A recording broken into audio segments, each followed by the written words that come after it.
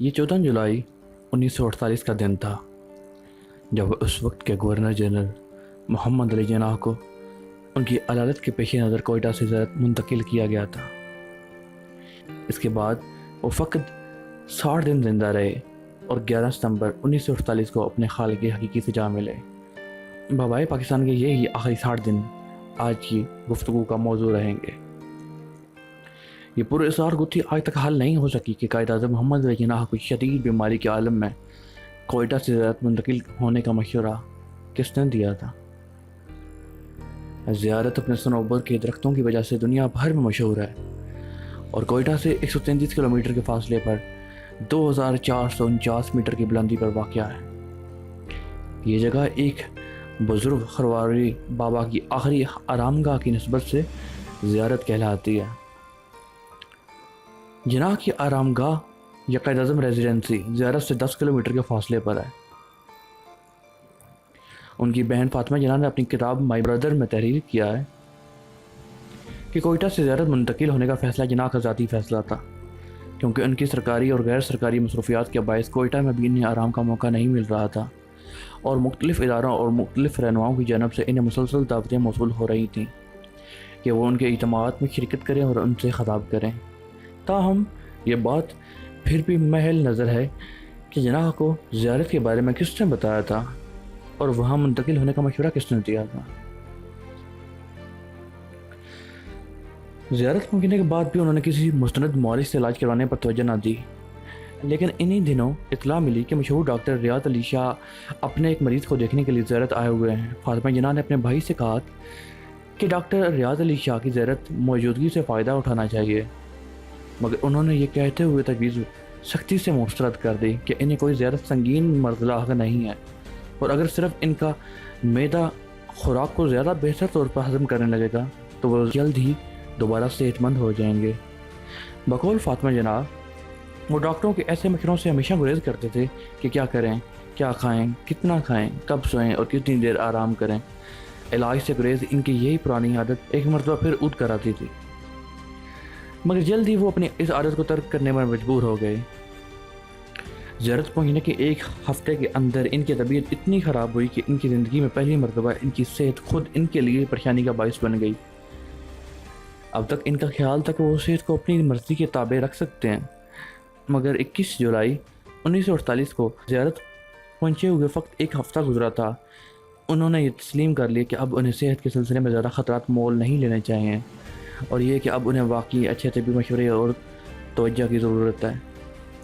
فاطمہ جناح کا کہنا ہے کہ جو ہی انہیں اپنے بھائی کی اس ارادے کا علم ہوا تو انہوں نے ان کے پرائیویٹ سیکرٹری فرخ امین کے ذریعے کابینہ کے سیکرٹری جنرل چودھری محمد علی کو پیغام بھجوایا کہ وہ لاہور کے ممتاز فزیشین ڈاکٹر کرنل الہی بخش کو بذریعہ ہوائی جہاز زیارت بھجوانے کا انتظام کریں۔ ڈاکٹر الہی بخش 23 جولائی 1948 کو کوئٹہ اور پھر وہاں سے بذریعہ کار زیارت پہنچے، لیکن دن بھر سفر کرنے کے باوجود انہیں زیارت پہنچتے پہنچتے شام ہو گئی اور جناح سے ان کی ملاقات اگلی صبح ہوئی۔ انہوں نے اپنی کتاب میں تحریر کیا ہے، جب میں نے قائد سے ان کی بیماری سے متعلق استفسارات کیے تو ان کا تمام زور اسی بات پر تھا کہ وہ بالکل بھلے چنگے ہیں اور ان کا معدہ ٹھیک ہو جائے تو وہ جلد ہی معمول کے مطابق کام کرنے لگیں گے۔ مگر جب ڈاکٹر الہی بخش نے جناح کا سرسری معائنہ کیا تو وہ اس نتیجے پر پہنچے کہ ان کا معدہ تو بالکل ٹھیک ہے، لیکن ان کے سینے اور پھیپھڑوں کے بارے میں صورتحال اطمینان بخش نہیں ہے۔ ڈاکٹر الہی بخش کے مشورے پر اگلے دن کوئٹہ کے سول سرجن ڈاکٹر صدیقی اور کلینیکل پیتھولوجسٹ ڈاکٹر محمود ضروری آلات اور ساز و سامان کے ساتھ زیارت پہنچے۔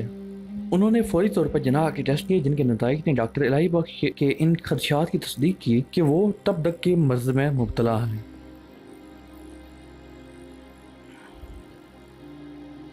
ڈاکٹر الہی بخش نے جناح کے مرض کے حوالے سے سب سے پہلے فاطمہ جناح کو مطلع کیا اور پھر انہی کی ہدایت پر اپنے مریض کو بھی آگاہ کیا۔ ڈاکٹر الہی بخش لکھتے ہیں، قائد اعظم نے جس انداز میں میری تشخیص کو سنا، میں اس سے انتہائی متاثر ہوا۔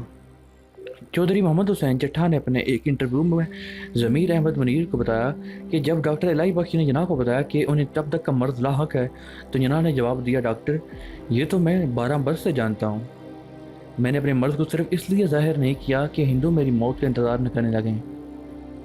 برصغیر کی جدوجہد آزادی کے موضوع پر لکھی گئی مشہور کتاب فریڈم اینڈ مڈ نائٹ کے مصنفین لیری کولنز اور ڈومینک لائپیئر نے بالکل درست لکھا کہ اگر اپریل 1947 میں ماؤنٹ بیٹن، جواہر لال نہرو یا مہاتما گاندھی میں سے کسی کو بھی اس غیر معمولی رات کا علم ہو جاتا کہ ممبئی کے ایک مشہور طبیب ڈاکٹر JAL پٹیل کے دفاتر کی تجوری میں انتہائی حفاظت سے رکھا ہوا تھا، تو شاید ہندوستان کی کبھی تقسیم نہ ہوتی۔ آج ایشیا کی تاریخ کا دھارا کسی اور رخ پر ہوتا۔ یہ وہ راز تھا جس سے برطانوی سیکرٹ سروس بھی آشنا نہ تھی۔ یہ راز جناح کے پھیپھڑوں کی ایک ایکسرے فلم تھی، جس میں بانی پاکستان کے پھیپھڑوں پر ٹیبل ٹینس کی گیند کے برابر دو بڑے بڑے دھبے صاف نظر آ رہے تھے۔ ہر دھبے کے گرد ایک بالا سا تھا، جس سے یہ بالکل واضح ہو جاتا تھا کہ تب تک کا مرد جناح کے پھیپھڑوں پر کس قدر جارحانہ انداز میں حملہ آور ہو چکا ہے۔ ڈاکٹر پٹیل نے جناح کی درخواست پر ان کے ایکس ریز کے بارے میں کبھی کسی کو کچھ نہ بتایا، تاہم انہوں نے جناح کو علاج اور صحتیابی کے لیے یہ مشورہ ضرور دیا کہ ان کا علاج صرف اور صرف آرام میں مضمر ہے۔ مگر بانی پاکستان کے پاس آرام کا وقت کہاں تھا؟ ان کے پاس وقت کم تھا اور کام بہت زیادہ، اور وہ باقاعدہ علاج کا اہتمام کبھی نہ کر سکے۔ وہ اتنی آہنی ہمت کے مالک تھے کہ انہوں نے اپنے مرض کے بارے میں اپنی عزیز ترین بہن کو بھی آگاہ نہیں کیا، حتیٰ کہ انہوں نے ڈاکٹر الہی بخش کو بھی اپنے راز سے اسی وقت آگاہ کیا جب وہ خود یہی تشخیص کر چکے تھے۔ ماؤنٹ بیٹن نے خاص طویل عرصے بعد لیری کولنز اور ڈومینک لائپیئر کو ایک انٹرویو میں بتایا کہ ساری طاقت جناح کے ہاتھ میں تھی۔ اگر کسی نے مجھے بتایا ہوتا کہ وہ بہت کم عرصے میں فوت ہو جائیں گے تو میں ہندوستان کی تقسیم کو نہ ہونے دیتا۔ یہ واحد صورت تھی کہ ہندوستان متحدہ صورت میں برقرار رہتا۔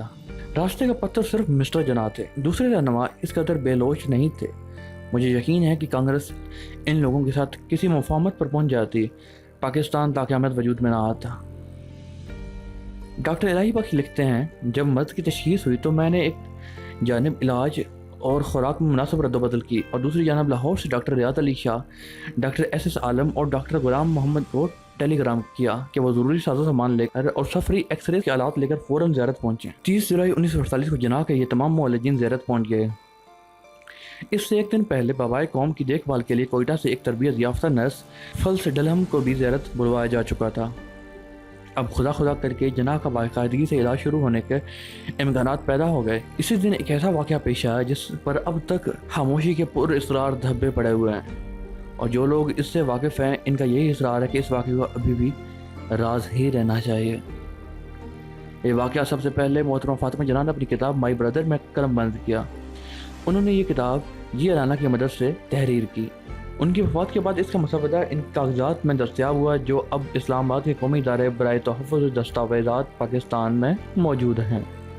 اس مسودے کو 1987 میں قائد اعظم اکیڈمی کراچی نے کتابی شکل میں شائع کیا، مگر اس کتاب میں ان پیراگراف کو حذف کر دیا گیا جو محترمہ نے 30 جولائی 1948 کو پیش آنے والے واقعات کے حوالے سے تحریر کیے تھے۔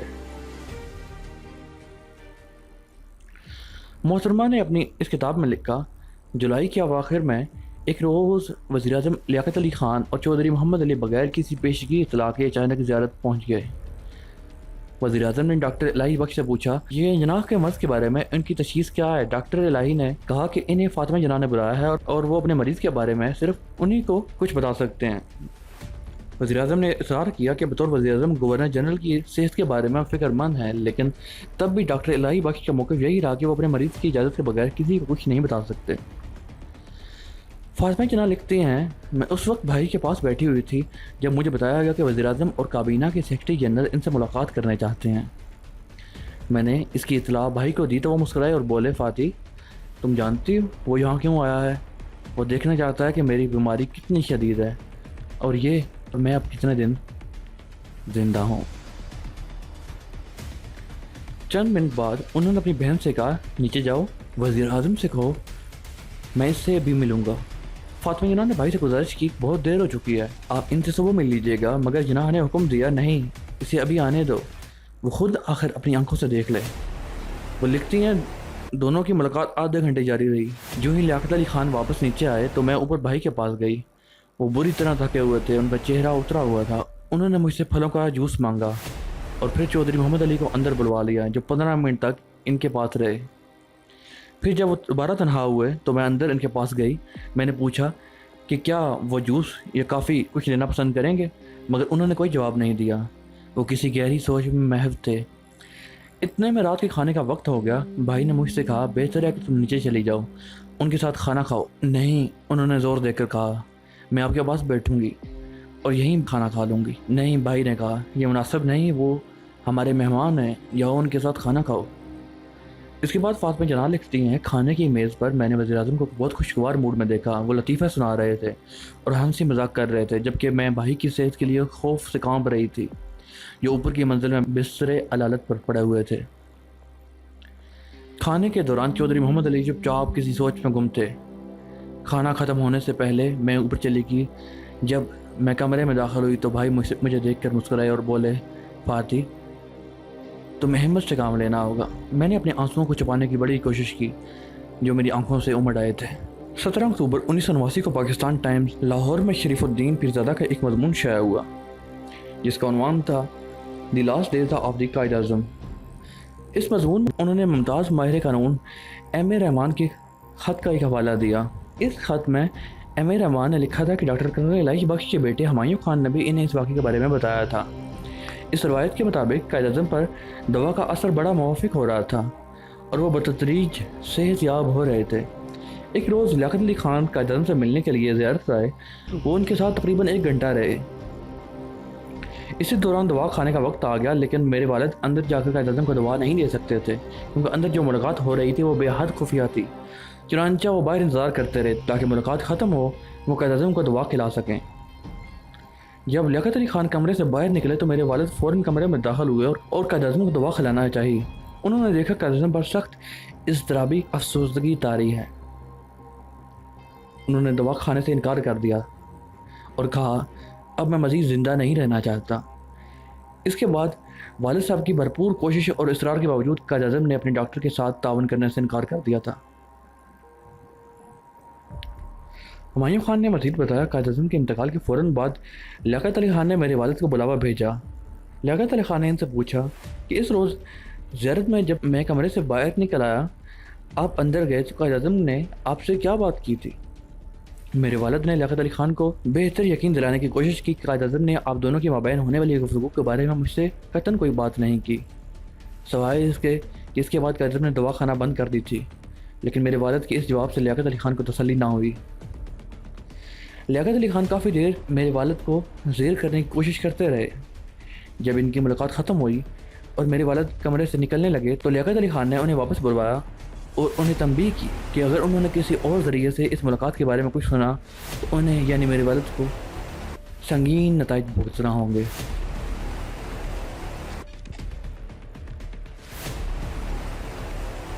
یہ ڈاکٹر کرنل الہی بخش کے صاحبزادے ہمایوں خان کی بیان کردہ روایت ہے جو ہم تک اے آر رحمان اور شریف الدین پیرزادہ کے توسط سے پہنچی ہے۔ اس کی صحت اور بحث کی گنجائش ہو سکتی ہے کیونکہ خود ڈاکٹر کرنل الہی بخش نے اپنی کتاب قائد اعظم کے آخری ایام میں اس سے مختلف بیان دیا۔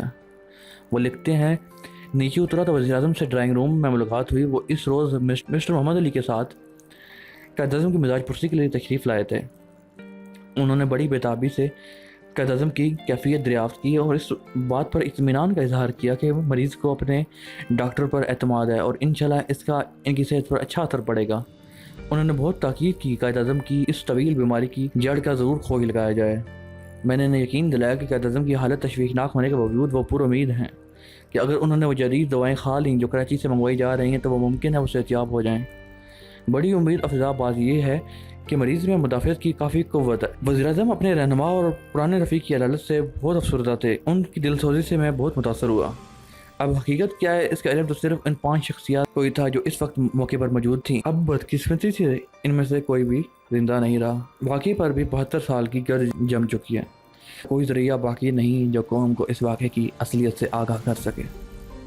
2-3 دن میں جناح کی حالت اتنی بہتر ہو گئی کہ 3 اگست کو ڈاکٹر کرنل الہی بخش نے ان سے لاہور جانے کے لیے 4 روز کی رخصت بھی حاصل کر لی۔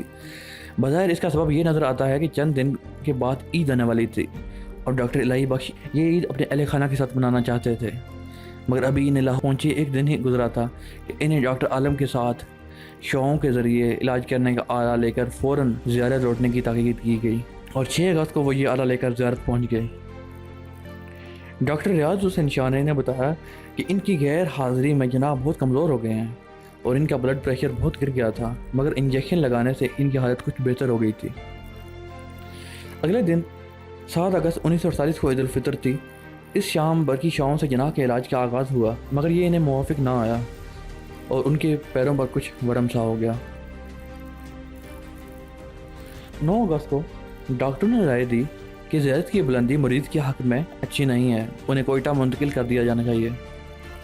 جناح پہلے تو 15 اگست سے پہلے سفر کرنے کے لیے آمادہ نہیں تھے، کیونکہ اسی سال جون میں فیصلہ ہو چکا تھا کہ یوم آزادی 15 کے بجائے 14 اگست کو منایا جائے گا، لیکن معالجین کے اصرار پر وہ 13 اگست کو کوئٹہ جانے پر رضامند ہو گئے۔ جناح کے زیارت قیام کے زمانے کی بات ہے کہ ڈاکٹر کرنل الہی بخش نے فاطمہ جناح سے پوچھا، آپ کے بھائی کو کچھ کھانے پر کیسے آمادہ کیا جائے، ان کی خاص پسند کا کوئی کھانا بتائیں۔ فاطمہ جناح نے بتایا کہ ممبئی میں ان کے ہاں ایک باورچی ہوا کرتا تھا جو چند ایسے کھانے تیار کرتا تھا کہ بھائی ان کو بڑی رغبت سے کھاتے تھے، لیکن پاکستان بننے کے بعد وہ باورچی کہیں چلا گیا۔ انہیں یاد تھا کہ وہ لال پور کا رہنے والا تھا اور کہا کہ شاید وہاں سے اسے کچھ عطا پتہ مل سکے۔ یہ سن کر ڈاکٹر صاحب نے حکومت پنجاب سے درخواست کی کہ اس باورچی کو تلاش کر کے فوراً زیارت بھجوایا جائے۔ کسی نہ کسی طرح وہ باورچی مل گیا اور اسے فوراً ہی زیارت بھجوا دیا گیا، تاہم جناح کو اس کی آمد کے بارے میں کچھ نہیں بتایا گیا۔ کھانے کی میز پر انہوں نے اپنے مرغوب کھانے دیکھتے ہوئے تعجب کا اظہار کیا اور خوش ہو کر خاصا کھا لیا۔ جناح نے استفسار کیا کہ آج یہ کھانے کس سے بنائے ہیں، تو ان کی بہن نے بتایا حکومت پنجاب نے ہمارے ممبئی والے باورچی کو تلاش کر کے یہاں بھجوایا ہے اور اس نے آپ کی پسند کا کھانا بنایا ہے۔ جناح نے بہن سے پوچھا کہ اس باورچی کو تلاش کرنے اور یہاں بھجوانے کا خرچ کس نے اٹھایا ہے۔ عرض کیا کہ یہ کارنامہ حکومت پنجاب نے انجام دیا ہے، کسی غیر نے تو خرچ نہیں کیا۔ پھر جناح نے باورچی سے متعلق فائل منگوائی اور اس پر لکھا کہ گورنر جنرل کی پسند کا باورچی اور کھانا فراہم کرنا حکومت کے کسی ادارے کا کام نہیں، خرچ کی تفصیل تیار کی جائے تاکہ میں اسے اپنی جیب سے ادا کر سکوں، اور پھر ایسا ہی ہوا۔ جناح زیارت سے 1 ماہ قیام کے بعد جب 13 اگست 1948 کی شام کوئٹہ واپس پہنچے تو انہوں نے اپنے معالجوں سے کہا، بہت اچھا کیا آپ مجھے یہاں لے آئے، زیارت میں مجھے ایسا محسوس ہوتا تھا کہ جیسے پنجرے میں بند ہوں۔ کوئٹہ پہنچنے کے بعد 16 اگست کو ان کے معالجین نے ایک مرتبہ پھر ان کے ایکس رے اور دیگر ٹیسٹ لیے۔ ایکس رے کے نتائج سے معلوم ہوا کہ جناح کی صحت بتدریج بہتر ہو رہی ہے، اور ٹیسٹ کے نتائج نے بھی اسی رائے کو تقویت دی۔ چنانچہ معالجین نے جناح کو مصروف رکھنے کے لیے ان کے اخبارات کے مطالعے کی اجازت دی، انہوں نے بعض دفتری فائلیں نمٹانے سے بھی منع نہیں کیا۔ کوئٹہ پہنچنے کے بعد جناح کی صحت چند روز کے لیے اس قدر سنبھل گئی تھی کہ وہ تھکان محسوس کیے بغیر روزانہ 1 گھنٹہ کام کرنے پر لگ گئے، اور ان کا معدہ بھی بہتر کام کر رہا تھا۔ یہاں تک کہ ایک دن انہوں نے ڈاکٹروں کے مشورے کے موجود حلوہ پوری تیار کروا کے شوق سے کھائی۔ چند دن بعد انہوں نے ڈاکٹروں کی اجازت سے سگریٹ نوشی بھی شروع کر دی۔ ڈاکٹروں کا خیال تھا کہ اگر کوئی عادی سگریٹ نوش بیماری کے دوران سگریٹ طلب کرے تو یہ صحت کی جانب لوٹنے کی علامت ہوتا ہے۔ اب ڈاکٹروں نے جناح کی صحت کا مزید جائزہ لیتے ہوئے ان سے گزارش کی کہ انہیں کوئٹہ سے کراچی منتقل ہو جانا چاہیے، لیکن جناح اسٹریچر پر لیٹے لاچار کیفیت میں گورنر جنرل ہاؤس نہیں جانا چاہتے تھے۔ ان سے بار بار درخواست کی گئی تو اس شرط پر کراچی جانے پر آمادہ ہو گئے کہ گورنر جنرل ہاؤس میں نہیں بلکہ ملیر میں نواب آف بہاولپور کی رہائش گاہ پر قیام کریں گے۔ ان دنوں نواب آف بہاولپور انگلستان میں مقیم تھے۔ جناح سے کہا گیا کہ ان کی قیام گاہ میں رہائش کے لیے ان کو ایک خط تحریر کرنا پڑے گا، تو ان کی اصول پسندی نے انہیں یہ خط تحریر کرنے کی اجازت نہیں دی۔ وہ نہیں چاہتے تھے کہ وہ مملکت کے گورنر جنرل ہوتے ہوئے اپنی مملکت میں شامل ایک ریاست کے نواب سے کسی قسم کی سہولت حاصل کرنے کے لیے باقاعدہ اجازت طلب کریں۔ 29 اگست 1948 کو ڈاکٹر الہی بخش نے جناح کا ایک مرتبہ پھر معائنہ کیا۔ وہ لکھتے ہیں، قائد اعظم کا معائنہ کرنے کے بعد میں نے یہ امید ظاہر کی کہ جس ریاست کو آپ وجود میں لائے ہیں اسے پوری طرح مستحکم اور استوار کرنے کے لیے بھی زیادہ دیر زندہ رہیں۔ میرے وہم و گمان میں بھی نہ آیا کہ وہ اس قدر غمگین ہو جائیں گے۔ ان کے یہ الفاظ، ان کا یہ افسردہ لہجہ میں کبھی نہیں بھول سکتا۔ جناح نے ڈاکٹر الہی بخش کو مخاطب کر کے کہا، آپ کو یاد ہے جب آپ پہلی بار زیارت آئے تھے تو میں زندہ رہنا چاہتا تھا، لیکن اب میرا مرنا اور جینا برابر ہے۔ ڈاکٹر الہی بخش لکھتے ہیں کہ یہ الفاظ زبان سے ادا کرتے وقت ان کی آنکھوں میں آنسو جاری ہو گئے۔ ایک ایسے شخص کو آپ دیدہ دیکھ کر جسے جذبات سے یکسر آری اور فولاد کی طرح سخت سمجھا جاتا تھا، ڈاکٹر الہی بخش دنگ رہ گئے۔ جناح اس وقت بتدریج روبہ صحت تھے، اس لیے جناح کی طبیعت سے انہیں اور بھی حیرانی ہوئی۔ انہوں نے وجہ دریافت کی۔ جناح نے فرمایا، میں اپنا کام کر چکا ہوں۔ ڈاکٹر الہی بخش لکھتے ہیں کہ اس جواب سے میری الجھن اور بڑھ گئی اور خیال ہوا کہ وہ اصل بات پوشیدہ رکھنا چاہتے ہیں، اور جو وجہ انہوں نے بیان کیا وہ یوں ہی ٹالنے کے لیے ہے۔ میں رہ کر سوچتا رہا، کہ کیا آج سے 5 ہفتے پہلے ان کا کام نامکمل تھا اور اب یک تکمیل کو پہنچ گیا ہے۔ میں یہ محسوس کیے بغیر نہ رہ سکا کہ کوئی بات ضرور ہے جس نے ان سے جینے کی آرزو مٹا دی ہے۔ یہی واقعہ فاطمہ جناح نے بھی تحریک مگر قدرے مختلف الفاظ میں۔ وہ لکھتی ہیں اگست کے آخری دنوں میں جناح پر اچانک مایوسی کا غلبہ ہوا۔ ایک دن میری آنکھوں میں غور سے دیکھتے ہوئے انہوں نے کہا، فاطی اب مجھے زندہ رہنے سے کوئی دلچسپی نہیں، میں جتنی جلد چلا جاؤں اتنا ہی بہتر ہے۔ یہ بدشگونی کے الفاظ تھے۔ میں لرز اٹھی جیسے میں نے بجلی کے ننگے تار کو چھو لیا ہو۔ پھر بھی میں نے سب سے کام لیا اور کہا، جین آپ جلدی اچھے ہو جائیں گے، ڈاکٹروں کو پوری امید ہے۔ میری یہ بات سن کر وہ مسکرائے۔ اس مسکراہٹ میں مرونی چھپی ہوئی تھی۔ انہوں نے کہا، نہیں اب میں زندہ نہیں رہنا چاہتا۔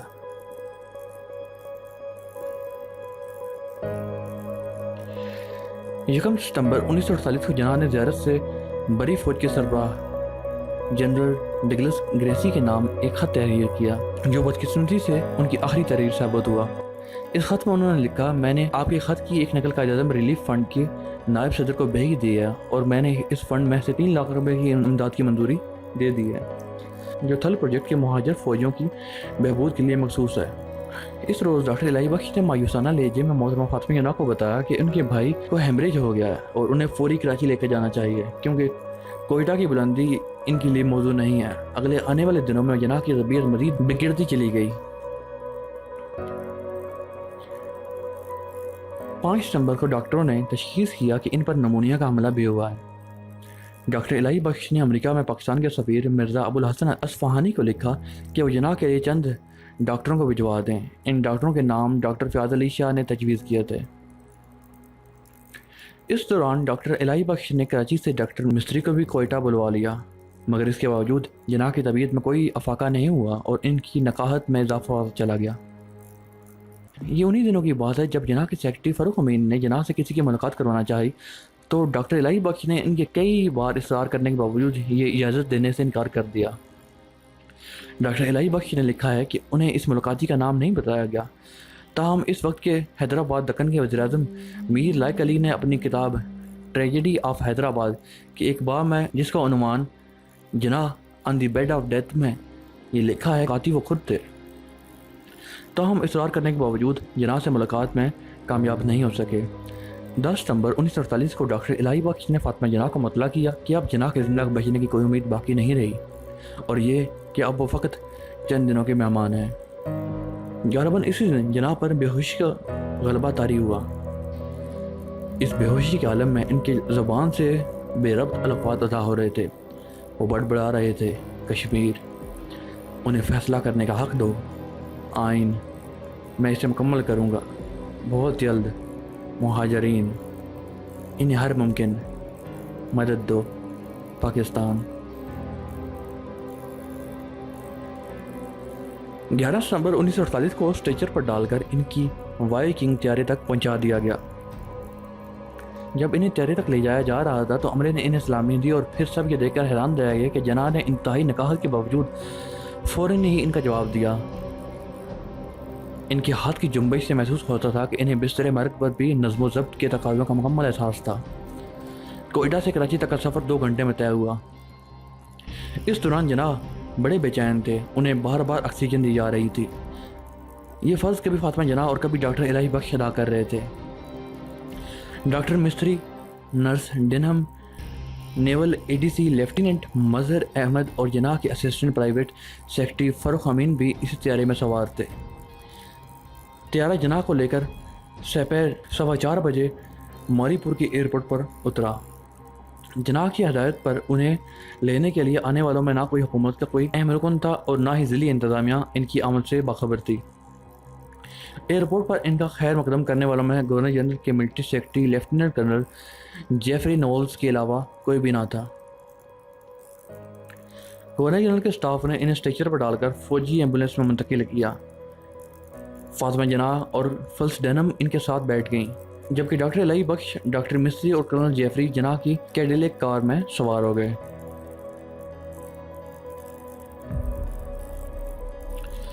جناح کی ایمبولینس نے ابھی فقط 4 میل کا فاصلہ طے کیا ہوگا کہ اس کا انجن کا پیٹرول ختم ہونے کے باعث ایک جھٹکے کے ساتھ بند ہو گیا۔ اس کے ساتھ ایمبولینس کے پیچھے آنے والی کیڈلک کار، سامان بردار ٹرک اور دوسری گاڑیاں بھی رک گئیں۔ قائد کی حالت اس قابل نہیں تھی کہ راستے میں بلا وجہ ایک لمحہ بھی ضائع کیا جاتا۔ ڈرائیور 20 منٹ تک انجن کو ٹھیک کرنے کی جدوجہد کرتا رہا۔ آخر فاطمہ جناح کے حکم پر ملٹری سیکرٹری اپنی کار میں ایک اور ایمبولینس لینے کے لیے روانہ ہو گئے۔ ڈاکٹر مستری بھی ان کے ساتھ تھے۔ ادھر ایمبولینس میں شدید حبس کا عالم تھا، سانس لینا بھی دشوار ہو رہا تھا۔ اس بے چینی پر مستزاد وہ سینکڑوں مکھیاں تھیں جو جناح کے چہرے کے ارد گرد منڈلا رہی تھیں، اور ان میں انہیں اڑانے کی سکت نہ تھی۔ فاطمہ جناح اور سسٹر ڈینہم بار بار انہیں گتے کے ایک ٹکڑے سے پنکھیں جھلتی، ہر لمحہ بڑی اذیت سے گزر رہا تھا۔ کرنل نولز اور ڈاکٹر مستری کو گئے ہوئے بڑی دیر ہو گئی تھی، لیکن نہ فوجی ایمبولینس کا انجن درست ہوا اور نہ کوئی متبادل انتظام ہو سکا۔ ڈاکٹر الہی بخش اور ڈاکٹر ریاض بار بار اپنے قائد کی نبض دیکھتے جو بتدریج ڈوب رہی تھی۔ بابائے قوم کو ایمبولینس سے کار میں منتقل کرنا بھی ممکن نہیں تھا، کیونکہ اسٹریچر کار میں رکھا نہیں جا سکتا تھا اور خود جناب میں اتنی شکت نہیں تھی کہ وہ کار میں لیٹ یا بیٹھ سکتے۔ اس موقع پر امر انتہائی تعجب خیز ہے کہ دارالحکومت میں کسی نے یہ جاننے کی زحمت بھی نہ کی کہ جناب کے 4:15 بجے ایئرپورٹ پر اتر جانے کے باوجود ابھی تک گورنر جنرل ہاؤس کیوں نہیں پہنچے، ان کا قافلہ کہاں ہے اور ان کی طبیعت کیسی ہے۔ بعض لوگ کہتے ہیں کہ جناب کی کراچی آمد راز رکھی گئی تھی۔ کیا واقعی حکومت کے اعلیٰ عہدیدار ان کی آمد سے باخبر نہ تھے؟ کیا کسی کو یہ خبر نہیں تھی کہ اس صبح گورنر جنرل کا خصوصی طیارہ کوئٹہ بھیجا گیا ہے اور شام میں کسی بھی وقت دارالحکومت میں ان کی آمد متوقع ہے؟ واقفان حال بتاتے ہیں کہ 4 ستمبر 1948 کو جب کابینہ کے سیکرٹری جنرل چودھری محمد علی گورنر جنرل کی نازک حالت دیکھ کر کراچی واپس پہنچے تو اسی شام وزیراعظم ہاؤس کابینہ کا ہنگامی اجلاس منعقد ہوا۔ یہ ناممکن ہے کہ اس اجلاس میں جناح کی بیماری زیر بحث نہ آئی ہو۔ جس کے بعد جب میر لائق علی گورنر جنرل سے ملے بغیر کراچی واپس لوٹ آئے تو انہوں نے غلام محمد علی کی رہائش گاہ پر لیاقت علی خان، چودھری محمد علی اور سر ظفر اللہ کو جناح کی انتہائی تشویشناک حالت کے بارے میں آگاہ کیا، اور بقول میر لائق کے تمام افراد حیرت زدہ تھے۔ اس پس منظر میں جناح کی کراچی آمد سے حکومت کی کار پردرازوں کی بے نیازی اور بے خبری تصویر کی کس رخ کی نشاندہی کرتی ہے؟ یہ سوال آج بھی رمہ فکریہ ہے۔ پاکستان میں انڈیا کے پہلے ہائی کمشنر سری پرکاش نے اپنی کتاب پاکستان قیام اور ابتدائی حالات میں بھی اس واقعے کا ذکر کیا ہے۔ انہوں نے لکھا کہ ان دنوں مقامی ریڈ کراس کے انچارج جمشید مہتا تھے، جن کی عزت کراچی کا ہر فرد کرتا تھا۔ بعد میں انہوں نے مجھے بتایا کہ شام کو پیغام ملا کہ ایک آدمی بہت ہی علیل ہے، کیا آپ اس کے لیے ایمبولینس بھیج سکتے ہیں؟ یہ واقعہ 5:30 بجے شام کا ہے۔ خدا کر کے کرنل نولز اور ڈاکٹر مسٹری ایک دوسری ایمبولینس لے کر واپس آئے۔ قیاس کیا جا سکتا ہے کہ یہ وہی ایمبولینس ہوگی جس کا ذکر سری پرکاش نے کیا ہے۔ جناح کو اسٹریچر پر ڈال کر اسی ایمبولینس میں منتقل کیا گیا اور یوں شام 6:10 پر وہ گورنر جنرل ہاؤس پہنچے۔ ایئرپورٹ سے رہائش گاہ تک کا 9 میل کا سفر، جو زیادہ سے زیادہ 15 سے 20 منٹ میں طے ہو جانا چاہیے تھا، تقریباً 2 گھنٹے میں طے ہوا، یعنی 2 گھنٹے سے کوئٹہ سے کراچی اور 2 گھنٹے ایئرپورٹ سے گورنر جنرل ہاؤس تک۔ یہ تکلیف دہ سفر جناح نے اس قسم پرسی کے عالم میں کیا کہ ہماری تاریخ کی اس میں کوئی مثال نہیں ملتی اور نہ ہی کوئی ترجیح۔ سری پرکاش نے اپنی مذکورہ بالا کتاب میں تحریر کیا ہے، مسٹر جناح کے انتقال کے وقت فرانسیسی سفارت خانے میں کاکٹیل پارٹی ہو رہی تھی۔ میں نے اس پارٹی میں نوابزادہ لیاقت علی خان سے مسٹر جناح کے آنے کا ذکر کیا تو انہوں نے کہا کہ مسٹر جناح سادہ مزاج آدمی ہیں، اس لیے انہوں نے اس کو پسند نہیں کیا کہ ان کی آمد کے وقت ہنگامہ ہو۔ گورنر جنرل ہاؤس پہنچنے کے بعد جناح فقط 4.25 گھنٹے زندہ رہے اور اس دوران وہ تقریباً غنودگی کے عالم میں رہے۔ ڈاکٹروں نے انہیں طاقت کا ایک انجیکشن لگایا اور ڈاکٹر الہی بخش کے بقول جب انہیں ہوش میں آنے پر جناح سے کہا کہ وہ جلد ہی ٹھیک ہو جائیں گے تو انہوں نے آہستگی سے کہا، نہیں، میں زندہ نہیں رہوں گا۔ ڈاکٹر الہی بخش کے مطابق یہ قائد محمد علی جناح کے آخری الفاظ تھے۔ ڈاکٹر ریاض علی شاہ نے لکھا ہے کہ جناح کے آخری الفاظ اللہ، پاکستان یہ تھے، جبکہ فاطمہ جناح مائی بردر میں لکھتی ہیں کہ جناح نے 2 گھنٹے کے پرسکون اور بے خلل نیند کے بعد اپنی آنکھیں کھولیں اور سر اور آنکھوں سے مجھے اپنے قریب بلایا اور میرے ساتھ بات کرنے کی کوشش کی۔ ان کے لبوں سے سرگوشی کے عالم میں نکلا فاتح، خدا حافظ، لا الہ الا اللہ محمد الرسول اللہ۔ پھر ان کا سر دائیں جانب کو آہستگی سے ڈھلک گیا اور ان کی آنکھیں بند ہو گئیں۔